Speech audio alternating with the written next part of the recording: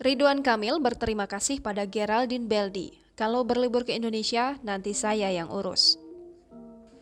Gubernur Jawa Barat Ridwan Kamil mengucapkan rasa terima kasih untuk sosok wanita bernama Geraldine Beldi.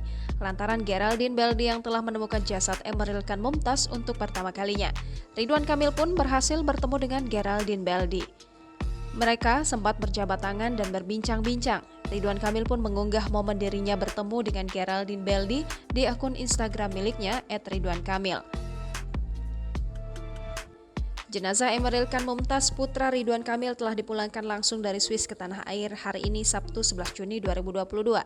Setelah hilang di Sungai Are pada Kamis 26 Mei 2022, jasad Eril akhirnya ditemukan di bendungan Enghalde-Bern, Swiss pada Rabu 8 Juni 2022.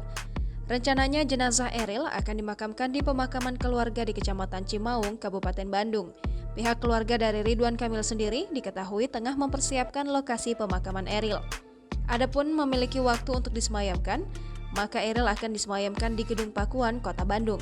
Sementara terbaru, Ridwan Kamil membagikan sebuah peti untuk membawa jenazah Eril ke tempat peristirahatan terakhirnya.